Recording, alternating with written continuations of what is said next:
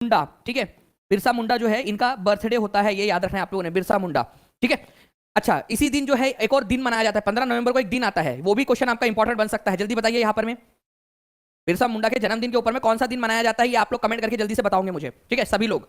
तो आप लोगों को बता दिया फ्रेंड्स मैंने कि यहाँ पर मैं बिहार राज्य जो है आप लोगों का इस तरीके से पूरा यहाँ पर जो आप देख रहे हो ना, ये इतना पूरा झारखंड उड़ीसा ये ऐसा पूरा मिलाकर यहाँ पर में था, ठीक है।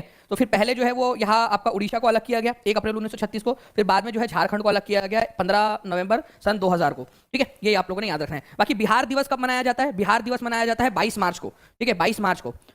22 मार्च को क्यों मनाया जाता है, क्योंकि इस दिन जो है फ्रेंड्स बिहार को अलग किया गया था बंगाल से, ये मतलब ये पूरा का पूरा जो ये उस समय का जो बिहार राज्य था ना, उसको अलग किया गया था बंगाल से, अलग करने की घोषणा हुई थी। अलग तो हुआ था 1 अप्रैल 1912 को, ठीक है, लेकिन घोषणा हुई थी, मतलब मान लीजिए कि आपकी जो शादी की घोषणा हो गई, जिस दिन रिश्ता पक्का हुआ उसी दिन आप लोगों ने जो है अपनी एनिवर्सरी मनाना स्टार्ट कर दिया, वैसी वाली बात हो गई है। तो 22 मार्च को घोषणा हुई थी, बेसिकली राजपत्र में प्रकाशित हुआ था कि फाइनली 1 अप्रैल 1912 से जो है वो बिहार राज्य अलग हो जाएगा बंगाल से। तो आओ खुश हो गए, वाह क्या बात है भाई, हो गया, अब चलो पक्का हो गया, ठीक है, वैसा वाला मान लीजिए। तो 22 मार्च को घोषणा हुई थी, अलग नहीं हुआ था। अलग जो है फ्रेंड्स याद रखना है आप लोगों ने, ठीक है, गजेट के अंदर में प्रकाशित हुआ था 22 मार्च 1912 को, लेकिन अलग ऑफिशियली हुआ था 1 अप्रैल 1912 को, ठीक है, 1 अप्रैल 1912 को अलग हुआ था, ठीक है।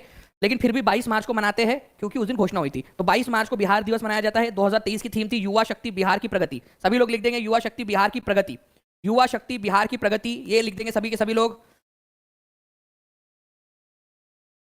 लड़की वाले नहीं आ रहे हैं सर जी। रॉयल राजपूत जी जल्दी से एग्जाम क्लियर कर लो, फिर जो है ना आप लोग, आप जो है ना फिर सबको स्लॉट देते रहोगे कि ये वाले, अच्छा कैमूर वालों को इतने दिन बुला लो, भागलपुर वालों को इतने बजे बुला लो, बांका वाले को इतने बजे बुला लो करके। अभी आ नहीं रहे हैं, ठीक है, आ जाएंगे, डोंट वरी। एग्जाम क्लियर कर लो अच्छे से बस। बिहार राज्य का कुल भौगोलिक क्षेत्रफल कितना है, ठीक है, बिहार राज्य का कुल भौगोलिक क्षेत्रफल कितना है, ये आप लोग बताइए जल्दी जल्दी से। एक कंफ्यूजिंग सा क्वेश्चन था आप लोगों का, लेकिन एग्जाम के अंदर में पूछा जा सकता है आप लोगों से, ऑलरेडी बीपीएससी के अंदर में आ चुका है, ठीक है। भौगोलिक क्षेत्रफल,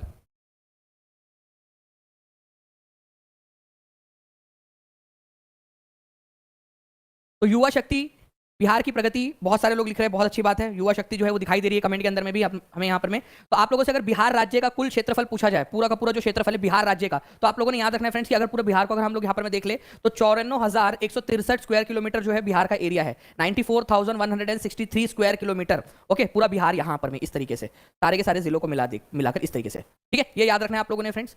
तो इंपॉर्टेंट है आप लोगों का, बिहार का जो भौगोलिक क्षेत्र है वो है 94,163 स्क्वायर किलोमीटर, ठीक है, स्क्वायर किलोमीटर भौगोलिक एरिया, ठीक है, स्क्वायर किलोमीटर, ये ऐसे है, ये 5 मत मानना इसको, स्क्वायर किलोमीटर, ठीक है, ये इंपॉर्टेंट पॉइंट है आपका। डायरेक्टली सभी लोग लिख दीजिए ताकि आपको याद हो जाए। तो 94,163 स्क्वायर किलोमीटर जो है ये आपका एरिया है बिहार का, और ये ऑलरेडी बिहार की बीपीएससी एग्जाम के अंदर में आप लोग को से पूछा जा चुका है, तो एग्जाम में आप लोग करेंगे यहाँ पर। मैं सीटेट पेपर 2 क्वालिफाई कर लिया है, ग्रेजुएशन में मेरा सब्जेक्ट इंग्लिश है, ज्योग्राफी था, तो प्लीज़ बताइए। शनाया शेख जी, वो जो है अभी आप का ये कंफर्म ही नहीं है कि वो क्या लैंग्वेज के लिए अलग से लेंगे या एसएसटी, ठीक है, और साइंस मैथ से ही लेंगे। इसीलिए आपसे अभी हम लोगों ने भी जो है यहाँ पर में साइंस मैथ्स और एसएसटी से जो है 6 to 8 को लॉन्च कर दिया है। आप उसी तरीके से उसको पढ़ाई कीजिए एक सब्जेक्ट लेकर। अगर मान लीजिए कि वो लैंग्वेज का लेते हैं तो उसके लिए आपको अवेलेबल करवा देंगे, ओके चलिए। हर बार पीटीएम में ये सुनने को मिलता है कि मेरा बेटा रोहन मैथ्स में बहुत गलती करता है और साइंस से। तो बिहार के निम्नलिखित प्रशासनिक प्रभागों में से किसके पास सबसे कम जिले हैं। अच्छा देखिए, आप लोगों के पास में सबसे पहले बात तो प्रभाग कितने हैं, कितने प्रभाग है बिहार के पास में, ये भी एक इंपॉर्टेंट क्वेश्चन है। देखते कितने लोग आंसर कर पाते हैं यहाँ पर में। आंचल कुमारी ऐसी नहीं, आपका कम से कम 82 होना चाहिए, लड़की हो आंचल कुमारी आप तो कम से कम 82 होना चाहिए। लैंग्वेज की अलग से सीट आएगी क्या, अभी अभी उन्होंने कुछ भी कंफर्म उसके अंदर में नहीं किया है, ठीक है।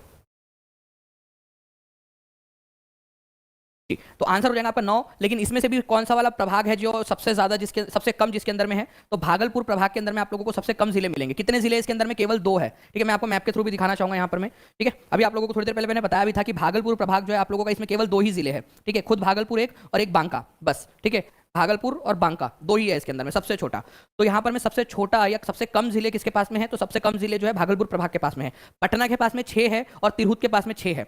अब मैं आपको बता दूं फ्रेंड्स कि पटना डिवीजन या पटना प्रभाग के पास में जो है आपके 6 जिले हैं, ठीक है। तिरहुत के पास में, ठीक है, इसके पास में भी 6 जिले हैं। लेकिन इनमें से बड़ा कौन सा है एरिया वाइज, ठीक है, 6 जिले इसमें भी है और 6 जिले इसमें भी है। लेकिन अगर आपसे बोला जाए कि सबसे बड़ा एरिया वाइज सबसे बड़ा प्रभाग कौन सा है आप लोगों का, तो आंसर क्या करोगे आप लोग, एरिया वाइज सबसे बड़ा प्रभाग जो है वो तिरहुत प्रभाग या तिरहुत डिवीजन है आप लोगों का, ये याद रखना है, तिरहुत आप लोगों का, ठीक है। तो तिरहुत डिवीजन या तिरहुत मंडल जो है आप लोगों का, ये याद रखना है आप लोगों ने, ठीक है, सबसे बड़ा है तिरहुत, ये भी याद रखोगे आप लोग। 9 है पटना में। और अच्छा, सबसे ज्यादा जिले कौन से प्रभाग में, ऐसा क्वेश्चन आ जाए और उसमें पटना और तिरहुत दोनों दे दिया जाए, सबसे ज्यादा जिले कौन से है उसके अंदर में, ऐसा आ जाए आप लोगों से, ठीक है, तो उसके अंदर में आपका आंसर होगा more than one of the above, एक से अधिक, क्योंकि जिले पूछा है उसमें, और पटना में भी 6 है और तिरहुत में भी 6 है। ये याद रहेगा आप लोगों को, ओके। लेकिन अगर एरिया वाइज पूछा जाए, एरिया के हिसाब से सबसे बड़ा प्रभाग कौन सा है, तो एरिया के हिसाब से सबसे बड़ा प्रभाग जो है आप लोगों का तिरहुत प्रभाग है, ये याद रखना है आपने। एरिया के हिसाब से और जिले के हिसाब से सबसे छोटा प्रभाग भागलपुर ही है आपका, ओके। ये आप लोगों ने दोनों तरीके से याद रखना है इसको। चलिए गुड, आगे बढ़ते हैं फ्रेंड्स हम लोग यहाँ पर में जल्दी जल्दी से लाइक एंड शेयर करते रहेंगे आप सभी लोग, ताकि आप लोग सर इस बार क्या नहीं सिंकी जी 5 ऑप्शन होंगे, पांचों के पांचों इस तरीके से, जो जिस तरीके से आपके क्वेश्चंस पूछे जा सकते हैं, ठीक है, जैसे पिछले बार पूछे गए थे उसी तरीके से यहाँ पर इस बार भी पूछे जाएंगे 5 ऑप्शन के साथ में। देखिए यहाँ पर मैं आप लोगों से बोला है बिहार विधानसभा में अनुसूचित जाति के उम्मीदवारों के लिए कितनी सीटें आरक्षित है, ठीक है, बिहार विधानसभा में अनुसूचित जाति के लिए। तो अनुसूचित जाति जो है फ्रेंड्स, मतलब यहाँ पर में इसका मतलब कितना होता है, अनुसूचित जाति का मतलब एससी होता है आप लोगों का, और फिर एक होता है एसटी। तो एससी के लिए कितनी सीटें आरक्षित है और एसटी के लिए कितनी आरक्षित है, ये दोनों के दोनों आप लोगों ने बताना है, ठीक है। दोनों के दोनों पॉइंट्स आप लोग बताएंगे यहाँ पर में, देखते कितने लोग आंसर कर पाते हैं। तो पर्टिकुलरली इस क्वेश्चन का आंसर मैं आप लोगों को बताऊँ फ्रेंड्स, तो 38 आप लोगों का यहाँ पर में आंसर हो जाएगा, 38। और अगर एसटी के लिए बोला जाए आप लोगों से तो 2 सीटें हैं, एससी के लिए 38 सीटें हैं, ठीक है। टोटल विधानसभा में सीटें कितनी हैं, टोटल जो है 243 सीट्स है विधानसभा के अंदर, तो ये भी आप लोग याद रखोगे। तो इंपॉर्टेंट पॉइंट है, एग्जाम के अंदर में आप लोगों से ये पूछा जा सकता है, टोटल विधानसभा के अंदर में सीटें 243, जिसमें से एससी के लिए 38 और एसटी के लिए 2 सीटें आरक्षित है आप लोगों की। और ये जो बाकी की सीटें बच जाती है उसके ऊपर में कौन लड़ सकता है, उसके ऊपर में कोई भी लड़ सकता है, मतलब ऐसा नहीं है कि एससी जो है वो केवल 38 सीटों पर ही लड़ सकते हैं, ये तो उनके लिए आरक्षित है, उसके अलावा जो सीटें है उस पर भी लड़ सकते हैं, उसके ऊपर में भी वो उम्मीदवार खड़े हो सकते हैं उस जाति के या फिर उस, ठीक है, ट्राइब के, अगर एसटी की बात करूं मैं तो आप लोगों से, ओके। चलिए, तो 38 है आप लोगों का। देखिए बीपीएससी हेडमास्टर की एग्जाम में 2022 में क्वेश्चन आया था, भौगोलिक क्षेत्र की दृष्टि से बिहार का निम्नलिखित में से कौन सा जिला सबसे छोटा है, सबसे छोटा वाला जिला कौन सा है, ये आप लोगों से पूछा गया क्षेत्रफल की दृष्टि से, ठीक है, भौगोलिक क्षेत्र या क्षेत्रफल की दृष्टि से सबसे छोटा वाला जिला। तो भौगोलिक क्षेत्र या क्षेत्रफल की दृष्टि से सबसे छोटा जिले की अगर मैं बात करूं फ्रेंड्स आप लोगों से, तो शिवहर जो है ये सबसे छोटा है, शिवहर जिला सबसे छोटा है आपका, ठीक है। ये बिहार हेडमास्टर के एग्जाम के अंदर में पूछा गया था क्वेश्चन। तो शिवहर जिला अगर आप लोग देखोगे फ्रेंड्स, तो यहाँ पर मैं आप देखिए छोटा सा यहाँ पर में है शिवहर जिला, ठीक है, शिवहर जिला इंपॉर्टेंट है, एग्जाम के अंदर में पूछा जाता है। अगर मैं आप लोगों से बोलूं कि भाई क्षेत्रफल की दृष्टि से सबसे बड़ा जिला कौन सा है, तो आप लोग क्या आंसर लगाओगे, ठीक है। तो ये याद रखना है आप लोगों ने फ्रेंड्स कि सबसे छोटा जिला अगर आप लोगों से बोला जाए तो शिवहर आप लोगों ने लगा दिया, ठीक है। लेकिन अगर सबसे बड़ा जिला बोला जाए तो पश्चिमी चंपारण सबसे बड़ा जिला है, ठीक है, सबसे बड़ा जिला पश्चिमी चंपारण है सबसे बड़ा, और सबसे छोटा है शिवहर, ओके। ये याद रहेगा आप सभी लोगों को। तो ये 2 पॉइंट प्लीज अच्छे से याद रख लीजिए आप लोग, सबसे बड़ा और सबसे छोटा वाला। एग्जाम के अंदर में पूछा गया था, डायरेक्टली आप लोगों को दिखा दिया मैंने, ठीक है। डीएलएड वाले भर सकते हैं बिल्कुल, आशुतोष पांडे जी 6 to 8 भर सकते हैं, ये पर्टिकुलर क्वेश्चन याद रखना है। बाकी आप लोगों से जो है फ्रेंड्स सबसे पश्चिम में कौन सा जिला है ये पूछा जाए तो आंसर क्या होगा, किशनगंज होगा आपका। सबसे पश्चिम में कौन सा जिला है, तो किशनगंज है, आप देख सकते हो सबसे पश्चिम में। अगर आपसे बोला जाए सबसे ज्यादा नॉर्थ में कौन सा जिला है, सबसे ज्यादा उत्तर में, तो पश्चिमी चंपारण। अगर आपसे बोला जाए सबसे ज्यादा जो है आप लोग सबसे ज्यादा नॉर्थ में, सबसे ज्यादा उत्तर में कौन सा है, तो पश्चिमी चंपारण। सबसे ज्यादा पश्चिम में कौन सा है, सबसे ज्यादा, ठीक है, वेस्टर्न मोस्ट, तो कैमूर आपका भभुआ हो जाएगा। और सबसे ज्यादा अगर आप लोगों से जो है फ्रेंड्स दक्षिण में बोला जाए तो गया डिस्ट्रिक्ट जो है आप लोगों का सबसे ज्यादा दक्षिण में हो जाएगा आप लोगों का, ये भी आप लोगों ने याद रखना है, ठीक है, सबसे ज्यादा दक्षिण के अंदर में। तो ये जो है 4 कोने भी आप लोगों ने याद रखने हैं, 4 कोने। तो आप लोग क्या करोगे, आप लोग जो है चारों कोने, जो सबसे ज्यादा वेस्टर्न मोस्ट है, ठीक है, सदर्न मोस्ट है, सबसे ज्यादा पूर्वी, सबसे ज्यादा पश्चिमी, ये लिखोगे आप लोग कमेंट के अंदर में, ताकि आप लोगों को याद हो जाए। चलिए 500 जो है फ्रेंड्स यहाँ पर में कॉन्करेंट लाइव हो गए हैं, और लाइक का नंबर भी जल्दी जल्दी से आप सभी लोग बढ़ा देंगे जितने भी लोग देख रहे हैं। साक्षी जी 12:30 बजे होती है रोज क्लास आपकी, लेकिन आज 1 बजे हुई है, लेकिन 12:30 बजे होती है आपकी क्लास, ठीक है। तो टीचिंग परीक्षा चैनल को सब्सक्राइब करके बेल आइकन दबा दीजिए आप टीचिंग परीक्षा चैनल को, ताकि आपको नोटिफिकेशंस वगैरह मिलते रहे, ठीक है। चलिए ये याद रखना है आप लोगों ने। अच्छा, सबसे ज्यादा पॉपुलेटेड डिस्ट्रिक्ट कौन सा ये बता दो, चलो सबसे ज्यादा पॉपुलेशन कहां पर में है, ठीक है। सबसे ज्यादा पॉपुलेशन अगर हम लोग बात करेंगे फ्रेंड, तो सबसे ज्यादा पॉपुलेशन पटना जिले के अंदर में है, और सबसे कम पॉपुलेशन कहां पर में है, तो शेखपुरा के अंदर में है।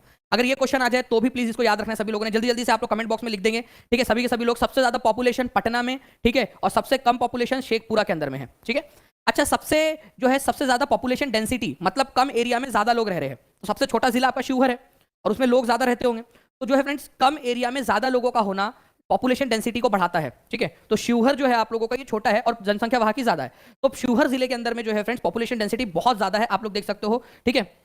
यहाँ पर में तो हाईएस्ट पॉपुलेशन डेंसिटी, अगर जनसंख्या घनत्व सबसे ज्यादा कहां पर में है, तो शिवहर के अंदर में, ओके। और अगर आप लोगों से बोला जाए सबसे कम जनसंख्या घनत्व कहां पर में है, तो ये कैमूर के अंदर में, भभुआ में, ठीक है, कैमूर या भभुआ में सबसे कम जनसंख्या घनत्व है। ये क्वेश्चन मैं आप लोगों से पूछूंगा, तो प्लीज इसको याद रखेंगे सभी के सभी लोग अच्छे से, ओके। चलिए, तो ये सारा पॉइंट्स आप लोगों ने याद रखना है, चारों के चारों पॉइंट्स। अगर हो सके तो इसको कमेंट में लिख देना आप लोग, ताकि याद हो जाए आप लोगों को। Now friends, Mahatma Gandhi and Bihar some reminiscence के लेखक कौन थे, ये क्वेश्चन मैंने आप लोगों को बताया था कि बीपीएससी प्री 2022 में आया था, ठीक है, आप लोगों का, जो कि 12/2/2023 को एग्जाम हुई आप लोगों की। अब देखिए फ्रेंड्स, सेम क्वेश्चन आप लोगों का जो है, आप लोग देखोगे कि आप लोगों के जो पीआरटी की एग्जाम हुई थी उसके अंदर में भी एक शिफ्ट के अंदर में पूछ लिया गया, Mahatma Gandhi and Bihar some reminiscence. ये क्वेश्चन मैंने आपको करवाया था, इसी वजह से बोल रहा हूँ कि आपके प्रीवियस ईयर क्वेश्चंस करना जरूरी है आप लोगों को, क्योंकि आपसे डायरेक्टली क्वेश्चन पूछे जाते हैं। ठीक है, आपको करवाया था, इसीलिए करवाया था क्योंकि ये पूछा जा सकता था और ये डायरेक्टली क्वेश्चन रिपीट हुआ। जल्दी से जितने भी लोगों ने पेपर दिया था, जिनके शिफ्ट में आया था, वो हाथ ऊपर करके बता देंगे कि जी सर हमारे शिफ्ट में आया था। ठीक है, तो राजेंद्र प्रसाद जो है फ्रेंड, डॉक्टर राजेंद्र प्रसाद, इन्होंने ये बुक लिखी है महात्मा गांधी एंड बिहार। तो महात्मा गांधी जो है, ठीक है, महात्मा गांधी एंड बिहार जो है, जो सम रेमिनिसेंस मतलब उनकी यादें आप लोगों की, डॉक्टर राजेंद्र प्रसाद ने लिखी है। ठीक है, तो यहाँ पर मैं आप देख सकते हो। ठीक है, चंपारण में सत्याग्रह, ये भी बुक इन्होंने लिखी है। इंडिया डिवाइडेड 1946 के अंदर में इनकी बुक थी। इनकी बुक का, इनकी आत्मकथा का नाम ही है आत्मकथा। बढ़िया सिंपल सा इन्होंने आत्मकथा लिख दी अपनी। ठीक है, महात्मा गांधी और बिहार कुछ यादें। ठीक है, जो मैंने बताया आप लोगों को यहाँ पर, महात्मा Gandhi and Bihar some reminiscences. ठीक है, ये एक ही बुक है ये इनकी। ओके, यहाँ पर बापू के कदमों में, ये भी पुस्तक इन्होंने लिखी थी। तो ये आप लोगों ने याद रखना है, डॉक्टर राजेंद्र प्रसाद। ओके, तो इंपॉर्टेंट है, एग्जाम के अंदर में आप लोगों से पूछा जा सकता है फ्रेंड्स, तो प्लीज इसको याद रखेंगे आप लोग, डॉक्टर राजेंद्र प्रसाद। ठीक है सर, कैमूर को ही भभुआ बोला जाता है क्या? जी हाँ, कैमूर जो है आप लोगों का, उसी को भभुआ बोलते थे पहले। ठीक है, और अभी उस जिले का नाम कैमूर है। ठीक है, भभुआ एक जगह का नाम है वहाँ पर कैमूर के अंदर में, अभी भी उसको भभुआ बोलते हैं। भभुआ उसका जो है वो आपका जिला मुख्यालय है, बाकी उस जिले का नाम कैमूर है। पहले उस जिले का ही नाम पूरा भभुआ हुआ करता था।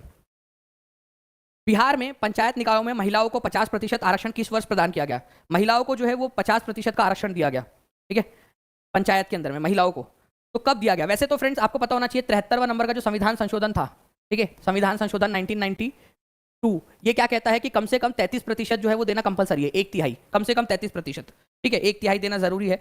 लेकिन बिहार इसको बढ़ाकर जो है 50% तक किया जा सकता है। तो बिहार ने जो है, बिहार सबसे पहला राज्य बन गया था जिसने 33% से बढ़ाकर 50% कर दिया था महिलाओं के लिए आरक्षण, आपके जो पंचायती राज है या लोकल जो है उनके अंदर में। जी हाँ, बिल्कुल, महिला जो आरक्षण है अब आप लोगों का विधानसभा और लोकसभा के अंदर में भी लागू करने के लिए बिल पास किया गया। अभी नहीं, इस बार नहीं होगा वो 2026 के बाद ही हो पाएगा वो। ठीक है, 2029 का जो इलेक्शन होगा ना लोकसभा का, तब से लागू होगा वो। ठीक है, उससे पहले पॉसिबल नहीं है वो, क्योंकि डिलिमिटेशन करना पड़ेगा उसके लिए। तो 2006 के अंदर में जो है फ्रेंड्स, आप लोगों ने याद रखना है कि इसको लागू किया गया था। बिहार पहला राज्य बन गया था। ये क्वेश्चन पता है आप लोगों को, केबीसी के अंदर में भी आया था कि पंचायती निकायों के अंदर में महिलाओं के आरक्षण को 50% करने वाला पहला राज्य कौन सा था, कौन बनेगा करोड़पति में भी क्वेश्चन पूछा था ये वाला आपका, तो बिहार उसका आंसर था। ठीक है, तो अब आप लोगों से ये भी पूछा जा सकता है कि कब किया था, तो 2006 के अंदर में किया था, ये आप लोगों ने याद रखना है। ठीक है, चलिए नाउ फ्रेंड, बिहार में निम्नलिखित में से कौन सा वस्त्र उद्योग का केंद्र है? वस्त्र उद्योग का केंद्र कौन सा है?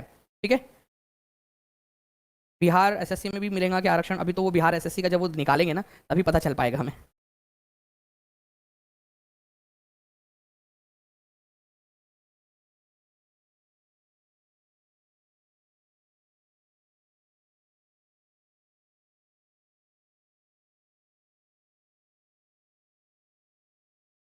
चलिए बहुत बढ़िया फ्रेंड्स, आप लोगों के यहाँ पर में मेरे पास में आंसर्स आ गए हैं। ठीक है, बिहार में निम्नलिखित में से वस्त्र उद्योग का कौन सा केंद्र है? सिल्क सिटी भी कहा जाता है इसको, भागलपुर को। तो बीपीएससी सीडीपीओ 2021 के अंदर में क्वेश्चन आया था, आप लोगों का आंसर हो जाएगा आपका option number B. Bihar budget 2023-24 के अनुसार बिहार के व्यय का कितना प्रतिशत शिक्षा के क्षेत्र के लिए आवंटित किया गया है? बिहार बजट के अनुसार कितना प्रतिशत जो है वो शिक्षा के लिए आवंटित किया गया है, ये आप लोगों ने बताना था। ठीक है, शिक्षा के लिए आवंटित किया गया है, जल्दी जल्दी से बता देंगे सभी लोग। शिक्षा के लिए आवंटित किया गया है, बहुत बढ़िया। ठीक है, तो देखिए फ्रेंड्स, अगर मैं बात करूं आप लोगों से, तो 17.9% जो है ये शिक्षा के लिए आवंटित किया गया है। अगर आप लोगों से बोला जाए कि भाई कितना जो है किया गया है, कितने कितने हजार किया गया है या कितना कितना करोड़ किया गया है, तो 40,450 करोड़ जो है फ्रेंड्स, ये भी आप लोगों ने याद रखना है, जो शिक्षा के लिए आवंटित किया गया है। ठीक है, और सबसे ज्यादा अगर किसी के लिए आवंटित किया गया है पूरे बिहार के अंदर में, ठीक है, बिहार के बजट के अंदर में, तो एजुकेशन के ऊपर में ही किया है इन्होंने। तो 17.9% अकेला बिहार, अकेला जो है बजट इन्होंने पूरा का पूरा शिक्षा के लिए दे दिया है कि भाई शिक्षा के ऊपर में खर्च किया जाएगा करके। ये भी आप लोगों को याद रखना है, इंपॉर्टेंट पॉइंट है, एग्जाम के अंदर में पूछ सकते हैं आप लोगों से। कितना हो जाएगा ये आप लोगों का? अगर आप लोग इसको वैल्यू में गिनोगे तो 40,450 करोड़ हो जाता है ये। ठीक है, 40,450 करोड़। तो ये भी आप लोग याद रखना, अगर वैल्यू में पूछ लिया जाए लगभग लगभग, तो ये भी याद रखना है आप लोगों ने। Okay, 40,450 crore. Now friends, what is the capital of Ireland? ठीक है, तो आयरलैंड की राजधानी क्या है? कल मैंने आप लोगों को करवाया था ये पेड बैच के अंदर में भी, तो जितने भी बच्चे हैं जो लोग जुड़ना चाहते हैं वो लोग जुड़ सकते हैं यहाँ पर में, और सभी लोग यहाँ पर में पूरा का पूरा बता सकते हैं। मुझे लगता है कि कल जिसने भी पूरी क्लास देखी है कल रात वाली, वो तो बहुत ही अच्छे से कर पाएंगे। जो बच्चे जुड़ चुके हैं फ्रेंड्स, वो लोग इसका आंसर जल्दी जल्दी से कीजिए। जो लोग जुड़ना चाहते हैं वो लोग, मैं आपको बता दूं कि 7611101101 इस नंबर पे, या फिर 96978888 444 इस नंबर के ऊपर में कॉल कर सकते हो, या फिर टीचिंग परीक्षा ऐप के ऊपर में डायरेक्टली भी आप जाके देख सकते हो क्लास को। तो what is the capital of Ireland, ठीक है, आयरलैंड की राजधानी क्या है, आपको बताया था मैंने। तो आयरलैंड की राजधानी जो है फ्रेंड्स ये डबलिन है, डबलिन, ठीक है। और हम लोगों ने इसके साथ में एक एक्सपेरिमेंट किया था कल रात में, जितनी भी चीजें हैं ना सारी की सारी लिख दो यहाँ पर में, ठीक है, सारी की सारी चीजें लिख दो जो जो आप लोगों को याद आ रही है, ठीक है, सारी की सारी चीजें लिख देंगे जो जो मैंने कल आपको बताया था आयरलैंड के बारे में सब कुछ। एक तो मैंने आपको ये बताया था कि आयरलैंड जो है आप लोगों का, ठीक है, हम लोगों ने देखा था कि 1801 के अंदर में, ठीक है, आयरलैंड को जबरदस्ती ब्रिटेन ने अपने अंदर में मिला लिया था 1801 के अंदर में, ये हमने देखा था। उसके बाद में हमने देखा था फ्रेंड्स ओटावा किसकी कैपिटल है, ये भी हम लोगों ने याद किया था। ओटावा, ओटावा जो है ये कनाडा की कैपिटल है, कनाडा की, ठीक है। ब्रसेल्स जो है ये बेल्जियम की है, ये हमने देखा था। और ब्रसेल्स के अंदर में नाटो का हेडक्वार्टर है, नाटो, NATO, नाटो का हेडक्वार्टर है। नाटो का 31वें नंबर का मेंबर कौन बना है, ये भी हम लोगों ने जो है एक्सपेरिमेंट, मतलब हमने जो फैक्ट्स जो हम लोग कर रहे थे रिवर्स इंजीनियरिंग उसके अंदर में याद किया था हम लोगों ने, ठीक है। वेरी गुड, ओटावा की कनाडा की है, very good, Priyanka Kanauji answer कर रहे हैं, बहुत अच्छी बात है, ऐसे आंसर करते रहेंगे सभी लोग। ब्रसेल्स जो है यहाँ पर में नाटो का हेडक्वार्टर है, आपको याद रखना है, बेल्जियम की राजधानी है ये, बेल्जियम की। हेलसिंकी किसकी है, फिनलैंड की है, फिनलैंड। अच्छा, और फिनलैंड जो है आप लोगों को बताया था फ्रेंड्स मैंने, नाटो का 31वें नंबर का जो है वो मेंबर बन गया है, नाटो मेंबर बन गया है, ये नेटो का मेंबर बन गया है, याद आ रहा है आप लोगों को, ठीक है। और नेटो का हेडक्वार्टर कहाँ पर में है, ब्रसेल्स के अंदर में। ये पूरा का पूरा हम लोगों ने एक बढ़िया तरीके से रिवीजन कर करके याद किया था, है ना। तो यहाँ पर मैं आप देख सकते हो फ्रेंड्स, ये आयरलैंड का पूरा आइलैंड है, आयरलैंड, आयरिश आइलैंड, जिसमें से ये आयरलैंड, ये आप देख पा रहे हो, ये आयरलैंड कंट्री है, ठीक है, आयरलैंड कंट्री जिसकी राजधानी है डबलिन। इसको यूनाइटेड किंगडम ने अपने अंदर में मिला लिया था, ठीक है। तो आयरलैंड की राजधानी है डबलिन, मुद्रा है उसकी यूरो। फिनलैंड की राजधानी है हेलसिंकी, ठीक है। फिनलैंड जो है ये नेटो का, करंट अफेयर से भी जोड़ा था हमने, 31वें नंबर का जो है नेटो का मेंबर बना है, ये नेटो का मेंबर बना है 31वें नंबर का। नेटो का हेडक्वार्टर कहाँ पर में है, तो ब्रसेल्स के अंदर में है नेटो का हेडक्वार्टर आपका, बेल्जियम, उसकी बेल्जियम की राजधानी है ब्रसेल्स। कनाडा की राजधानी ओटावा है।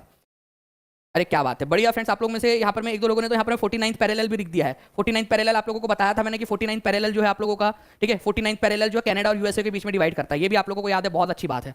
ओके, चलिए, तो ये कनाडा की राजधानी है ओटावा। कनाडा और यूएसए के बीच में जो बॉर्डर है आपकी, इसको क्या नाम से जाना जाता है, डायरेक्टली क्वेश्चन पूछा जाएगा आप लोगों से, जल्दी से बता देंगे आप सभी लोग, किस नाम से जाना जाता है इसको, 49th पैरेलल के नाम से जाना जाता है इसको, 49th पैरेलल के नाम से, ठीक है। इंपॉर्टेंट पॉइंट है फ्रेंड्स, एग्जाम के अंदर में आप लोगों से पूछ सकते हैं, डायरेक्ट क्वेश्चन पूछा जाएगा आप लोगों से, तो प्लीज इसको याद रखेंगे सभी के सभी लोग, ठीक है। चलिए, 49th पैरेलल, क्या बोलते हैं इसको, 49th पैरेलल। तो 49th पैरेलल कौन से दो देशों के बीच में सीमा बनाता है, तो कनाडा और यूएसए के बीच में, कभी भी आप लोगों से पूछ सकते हो, ध्यान रखना है आप लोगों ने। ओके, चलिए, नाउ फ्रेंड्स, फिनलैंड जो है 31वें नंबर का मेंबर बना है आपका अप्रैल 2023 के अंदर में नेटो का, ये भी याद रखना है, नेटो का हेडक्वार्टर ब्रसेल्स, बेल्जियम के अंदर में, बेल्जियम की राजधानी है ब्रसेल्स। ओके, अब देख सकते हो आप लोग, ये आपके पीआरटी के अंदर में क्वेश्चन आया था, इसी वजह से हम लोग रिवर्स इंजीनियरिंग कर रहे हैं सारी की सारी, ताकि आप लोगों की हर तरह से, जितने भी तरह से आप लोगों से क्वेश्चंस पूछे जा सकते हैं, उन सारे क्वेश्चंस को हम लोग यहाँ पर में कवर कर ले। जितने भी तरह से आप लोगों के क्वेश्चंस पूछे जा सकते हैं, उन सभी तरह के क्वेश्चंस को हम लोग यहाँ पर में कवर कर ले, और कोई भी चीज़ आप लोगों से छूटे ना, ठीक है, कोई भी चीज़ आप लोगों से छूटे ना, ये सारी चीज़ें हम लोग कर रहे हैं। तो इस क्वेश्चन का आंसर हर कोई यहाँ पर में करेगा। जल्दी जल्दी से बताइए कि आयरलैंड को जबरदस्ती यूनाइटेड किंगडम में कब मिला लिया गया था, तो ये मिला लिया गया था 1801 के अंदर में, ठीक है। आंसर हो गया आप लोगों का क्लियर, ये आप लोगों का पूछा गया था अभी इस बार बिहार के एग्जाम के अंदर में। इस तरह से रिवर्स इंजीनियरिंग की मदद से भी हम लोग सारी की सारी चीज़ें करेंगे। तो आप लोगों ने आज क्या क्या याद कर लिया, ठीक है। आयरलैंड की राजधानी डबलिन है, ये याद कर लिया आप लोगों ने। यूनाइटेड किंगडम में उसको जबरदस्ती 1801 के अंदर में मिलाया गया था, ये आप लोगों ने याद कर लिया। आप लोगों ने याद कर लिया कि हेलसिंकी, हेलसिंकी, हेलसिंकी किसकी राजधानी है, हेलसिंकी। हेलसिंकी जो है आप लोगों की फिनलैंड की राजधानी है, ये आप लोगों ने याद कर लिया। और फिनलैंड जो है वो नेटो का 31वें नंबर का मेंबर बना है।